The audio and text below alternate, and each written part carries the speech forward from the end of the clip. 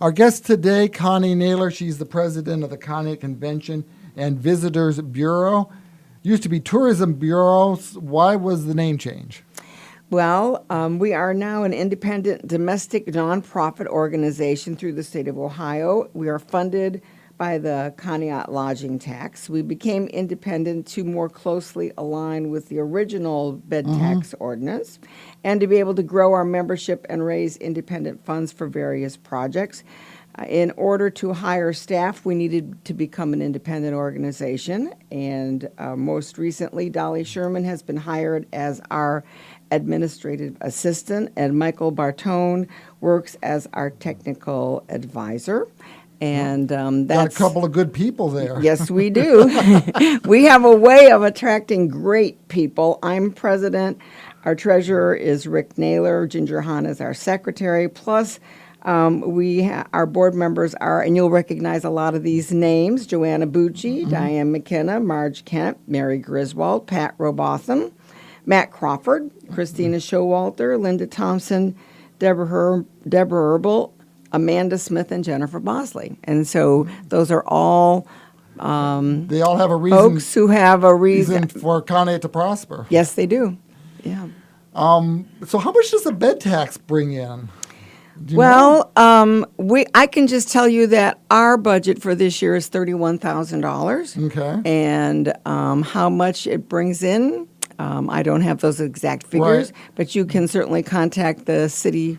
But it's enough that you got Office. 31. That's, I mean, and that isn't just, you think there's the Days Inn, but there's also the little motel down by the lake, and it's got all of the bed and breakfasts and all of those. All of the vacation rentals in this community are maybe not all, but we'd like to think that all of the vacation rentals in this community contribute to the bed tax funds.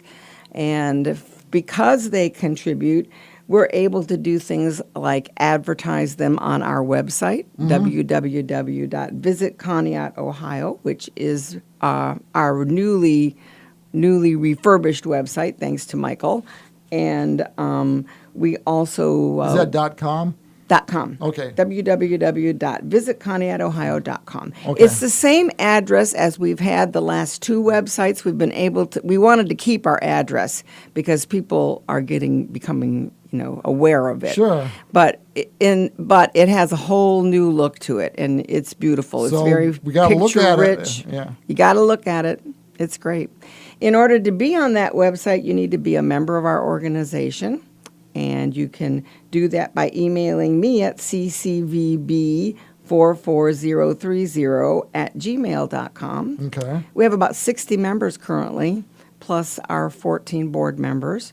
So, and our two folks who work for us, Dolly and Mike. So we're a growing organization. And you guys were responsible for putting up all of the signs a few years ago. Yeah, right? First of all, you'll see 100 all over town event signs that lists all the events that are going on in Conneaut. Well, all that we had by March, which we know aren't all. But you'll see those posters all over town on bulletin boards, in store windows. So if you want to know what's going on, or you're a visitor here and you want to know what's in town this weekend, you can check out those posters also. So that's one thing we've done. And maps, you'll find maps everywhere, at the chamber, at the port office, in businesses all over town, so that if you're visiting and you want to know where you can eat, you can pick up one of these You can maps. also see those signs, though, and they'll tell you where... We got our beautiful signs. And we've got 3 museums in town, which I think is pretty good. Yep. We have our wayfinding signs and our Yes. city entrance signs. And actually, I got a message from Nick Sanders who said, "Now don't worry, on Parish Road we're going to be careful taking down the sign, and we're going to be sure it goes back up again." Yes. So we saw it laying in the grass, and we're confident that it will go back up. Yeah, all our visitors comment that we see and talk with comment about the wayfinding signs and how helpful they are. And the sign that says Lake and Beach from I-90. Yep. I mean, that wasn't there for years. Nope. And there were lots of people that went through there thinking And there's no beaches between Erie and Cleveland. Right. We used to joke with Joanna Bucci because she owned the winery for years, and people would go to her and say, "Well, where is the closest beach?" Or "How can I get to Presque Isle?" And they'd be in town and not Yeah. realize that they could go 5 minutes to one of the most beautiful beaches Absolutely. along the shores of Lake Erie. And that sign on I-90 was an undertaking. We worked with ODOT for months before we had that sign. At that time, the tourist board paid for an attraction sign through Ohio Logos. That's about $1,500 a year to have Yeah. one on there. And then finally, we were able to get the destination sign. So then we left Ohio Logos. That would just flabbergast me that the state of Ohio wasn't there. How can we help you get these up rather than being a hindrance? Yeah, we gathered up. We had to prove a certain number of cars got off that exit in order to get that sign. So we went everywhere. We asked every event organizer, how many people do you think come here? And D-Day was a big help, of course. And of course, this was a few years ago, so it's not the numbers that we have today. The number of people getting off there has increased significantly, I would have to say. We didn't want to have to pay for a traffic study, because that would have been even more funds out of the city's pocket. And so we were able to gather these funds. At the time, Mark Winchell was head of ACCVB, and so he helped us make sure that we had the right kinds of statistics. And finally, they believed us, and we got the brown destination sign. Yeah, unbelievable. And that brings up another point. Is what's going on with the Tourist Information Center? Is that any easier? Well, rumor has it that we're going to get a new tourist information center. That would be good. But I haven't seen anything specifically. Last summer, We have a new governor, and so Yes. hopefully he's going to be a little yeah, better. and there are new information centers going up around the state. So you would think, since we're the main entrance to Ohio from the east, Right. and people come here from Maine, Massachusetts, Connecticut, Vermont, we see those license plates all the time. Absolutely. And so we're hopeful, but in the meantime, we weren't very happy with the way the inside of the information center looked, where you picked up brochures. So we got permission from Becky Armstrong, who's no longer with ODOT. She's retired. And ADRAC. ADRAC are the people who put the brochures Well, that's what in. you had to pay them money for them. $240 a year. $240 to stick them in. Yeah, that we deliver. We Yeah. deliver them to them. What a racket. It is a racket. Well, finally, after a lot of emails, all of which I have a record of, we were able to get ADRAC and the state of Ohio to agree to let us reorganize the inside of the tourist information area where you get the maps. And so the tourist board funded signage, and we reorganized the brochures. We got ADRAC to see the value in actually, like, it now says Southwest Ohio, Southeast Ohio, Northern Ohio.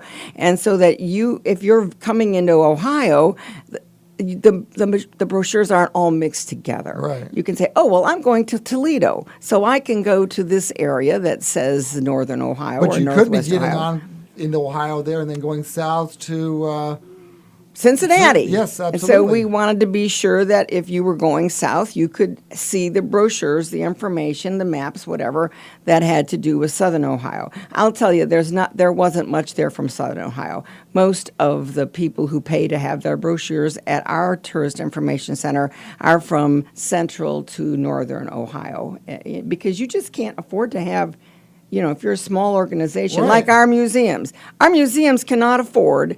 They're all nonprofit. They can't afford, they don't have a bed tax to rely on like we do. Right. They can't afford to have their brochures there, which is why it's so important that they are on our map.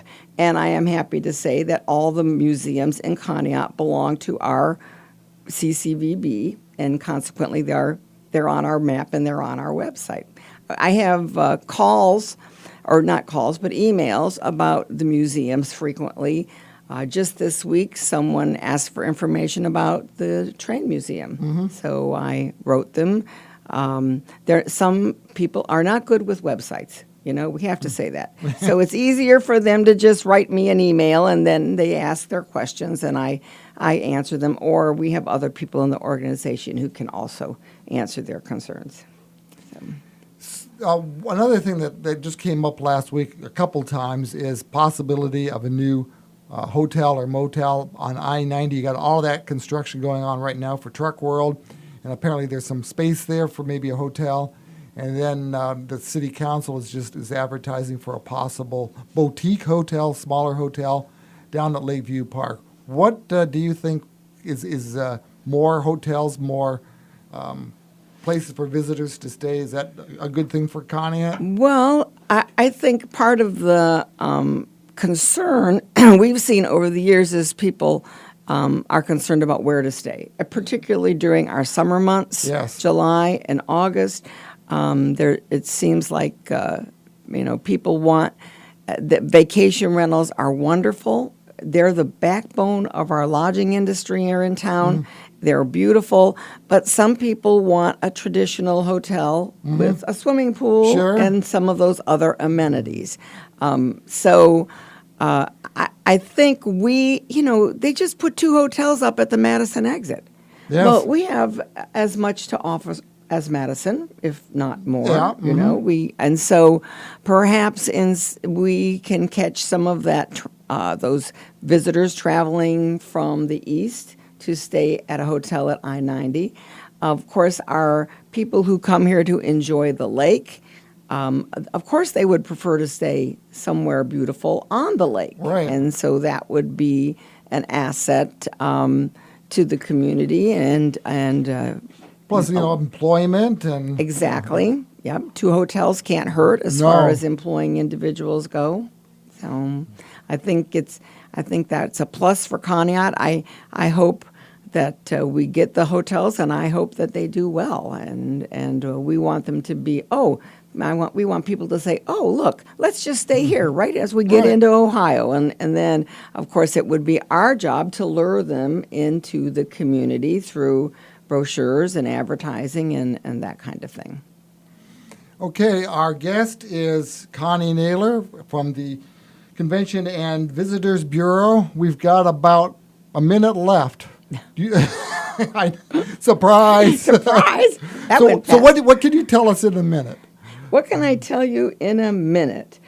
I can tell you that this is an amazing place to visit, and that we were drawn to live here because we came here to visit. That's right. And that's I right. think that is happening more than the people who've lived here forever really even understand. I can click off on my fingers quickly, probably 5 to 10 people I know in this community who came here after they came to visit. And we're drawing a lot of retirement-aged individuals because our services are great, living here is reasonable, and as I like to say, life's just better here. Well, and period. you think about a thing like Sparky's Restaurant. They were people that visited and decided to stay, and they opened a great restaurant. Exactly. That is pretty cool. That is very cool. And if you look along Lake Road at some of the new construction and you talk to the people who are moving into those homes, there are people who have come here to visit and have decided to stay. And who knows what they'll bring to the community? Only time will tell. Absolutely. And we're just seconds away. I just want to put a plug in. I've been volunteering a little bit at the D-Day Museum. The visitors are not from Conneaut that I've seen. They're from California, they're from New Mexico, they're from Boston. But if you live in Conneaut or Ashtabula or whatever, you can come visit the local museums, the Railroad Museum, the Conneaut Historical Museum, and D-Day. Definitely. All right, Connie Naylor, thank you very much. Thanks, Bob.